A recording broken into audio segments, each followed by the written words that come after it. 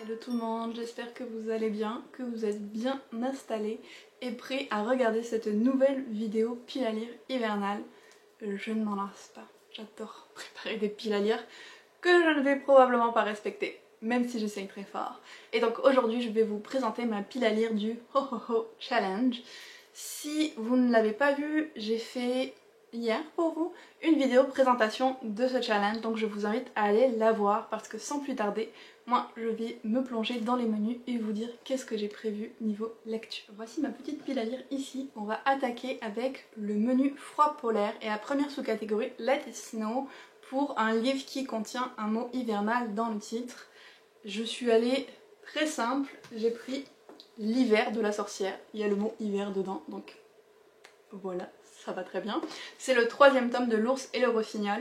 Si vous avez vu ma vidéo pile à lire du Cold Winter Challenge, vous avez vu que j'avais mis les deux premiers dans cette pile à lire là. Je cale le troisième ici. Si tout va bien, je croise les doigts, je lirai toute la trilogie cet hiver. Ce serait merveilleux. Et j'ai un deuxième livre prévu pour cette catégorie là, toujours avec le mot hiver. Je ne me complique pas la vie.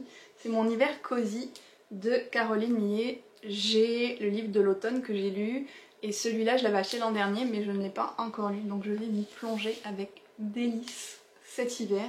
Ces livres sont tellement magnifiques, regardez ça. C'est trop beau. J'adore. Donc c'est vraiment un livre tip top top. On passe à la deuxième sous-catégorie de ce menu, Frisson glacial. Donc ça c'était pour des livres plus thriller, policiers. Et je me suis pris Mistletoe and Murder. Je l'ai trouvé d'occasion il y a plusieurs mois et quand j'ai vu le titre je me suis dit oh, mais c'est trop parfait, ça va être une lecture géniale pour mes challenges de l'hiver vu que c'est un petit murder mystery, donc pas trop de frissons non plus, juste un tout petit peu, qui se passe en hiver. Et ce que je trouvais sympa aussi, c'est que c'est du jeunesse et c'est deux jeunes filles qui font les enquêtes. Donc je me disais que ça allait être plutôt sympa. Ça se passe à Cambridge, je crois, donc il y a le côté Angleterre aussi que j'aime toujours beaucoup dans mes murder mysteries. J'ai très hâte de le lire. La troisième sous-catégorie de ce menu, Banquise arctique. Donc là c'était un roman qui se passe dans la nature, avec côté montagne, forêt, tout ça. J'ai un peu triché pour cette catégorie, je ne vais pas vous mentir. Qu'est-ce que c'est des catégories de challenge si on ne triche pas avec? J'ai pris Ocean's Echo. Alors, il y a le mot ocean dedans, donc océan. Je me suis dit que l'océan faisait partie de la nature et que donc ça pouvait aller. Le premier tome de cette série, enfin en tout cas le tome compagnon, s'appelait Winter's Orbit. Donc il y avait le mot hiver dedans, donc je me dis qu'on retrouvera aussi peut-être ce côté hivernal dans ce livre-là, vu que ça se passe dans l'espace, avec un peu de chance ce sera une planète enneigée. Je me suis dit que ça se tentait. Il fallait bien que je le casse quelque part. Et la dernière sous-catégorie de ce menu, Moment Hig, pour un livre cocooning. J'ai mis un livre que j'ai dans ma palle depuis extrêmement longtemps. Je pense que c'est un des plus vieux parce que je l'ai acheté quand on est parti en Irlande. C'était peut-être il y a genre 7 ans, quelque chose comme ça. Waouh, ça fait peur. C'est The Little Shot of Happily Ever After. Et franchement en plus c'est un Jenny Colgan, donc je suis sûre que je vais passer un bon moment. Je ne sais pas pourquoi je le lis pas. Mais ces livres sont vraiment les livres feel good que j'apprécie le plus, je pense. Celui-là, il se passe en Écosse probablement, quelque chose comme ça. En tout cas, c'est une histoire d'une femme qui va aller ouvrir une petite bibliothèque ou librairie en Écosse. Je me suis dit, parfait, sold. Il y a des livres, il y a l'Écosse, Jenny Colgan, je vais l'adorer.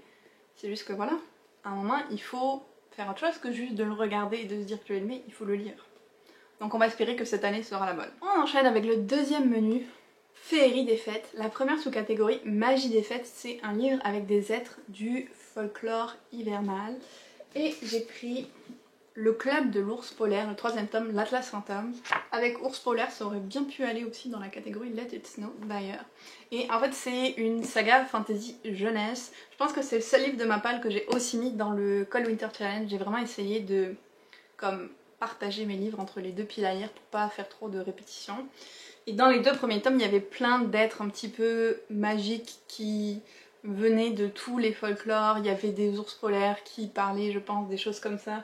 Donc je me dis que ça va bien aller. Oui, je me souviens, il y avait une fée des glaces dans le premier tome.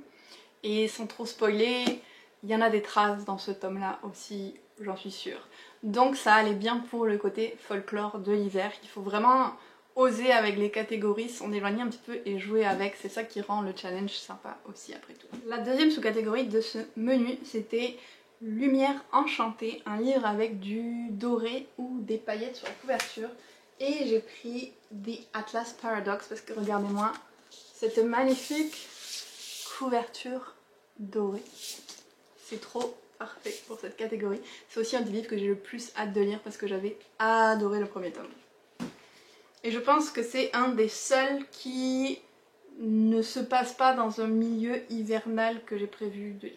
Et la dernière sous-catégorie de ce menu, Feu d'artifice de fin d'année pour un roman explosif. Je suis allée avec les romances steamy et j'ai choisi Shipwrecked. Je ne l'ai pas encore reçu, j'attends, mais il vient de sortir et j'avais précommandé, donc ça devrait pas tarder.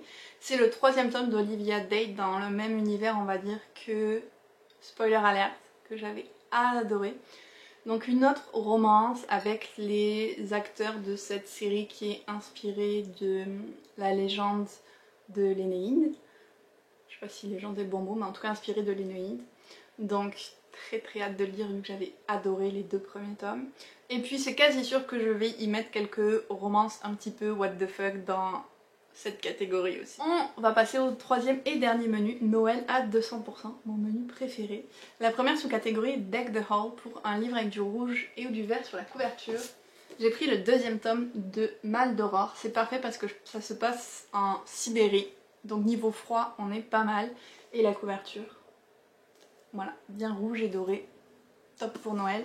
J'avais lu le premier tome au printemps et j'avais beaucoup aimé. C'est un peu de la fantasy historique qui reprend une ancienne légende et c'était super bien écrit, les personnages étaient vraiment intéressants, ça a été une belle surprise, donc j'ai hâte de lire la suite. La deuxième sous-catégorie, Mon beau sapin, un livre avec un sapin sous la couverture. J'ai pris Je passe Noël au Canada. Donc c'est une petite romance de Noël où il y a une journaliste spécialisée dans les voyages qui va aller au Canada pour faire un reportage et elle est vraiment dégoûtée de passer Noël dans un trou perdu. Mais il va y avoir un gars plutôt attirant qui va y être là où elle va rester. On se doute qu'est-ce qui va se passer, c'est une romance de Noël après tout. Mais j'ai trouvé ça sympa, et bon il y a les sapins comme vous voyez sur la couverture. Puis vu le titre et que ça se passe au Canada, je me suis dit qu'il fallait que je teste. Je ne sais pas d'où vient l'autrice, mais j'ai hâte de voir qu'est-ce que ça donne franchement. Ensuite la sous-catégorie, le royaume du Père Noël pour un mythe, une légende autour du Père Noël, de Noël. J'ai pris Les Lettres du Père Noël de Tolkien, un livre dont j'entends parler depuis des années et puis comme je suis très fan de Tolkien, je me suis dit qu'il fallait vraiment que je le lise. Et il me semble que c'est des lettres que Tolkien faisait avec ses enfants et qu'ils adressaient au Père Noël. Je pense que ça va être vraiment très chouette comme lecture. Et la dernière sous-catégorie, c'est Love is All Around, une romance de Noël. Donc là j'en ai prévu plusieurs mais je les ai pas reçues donc je vais pas rentrer dans les détails, je pense que je vous les montrerai en vlog. Mais j'ai Once Upon in December, Au cœur d'une nuit de Noël et Pull moche recherche partenaire pour Noël. Donc les trois ont l'air vraiment sympas et j'ai hâte de les lire, ça va être des petites lectures je pense assez drôles, cocooning et qui vont faire du bien à l'approche de Noël. Donc voilà pour ma pile à lire du challenge. Comme vous voyez j'étais assez raisonnable sur cette pile à lire là aussi par rapport à d'habitude, mais c'est parce que j'ai séparé entre le Cold Winter Challenge et le Ho Ho Challenge. Mais si on met les deux ensemble, qu'est-ce que j'ai fait? Je sais pas ce que j'ai fait. Si on met les deux ensemble, ça fait quand même pas mal de lectures que je vais devoir faire d'ici la fin de l'hiver, donc souhaitez-moi bonne chance.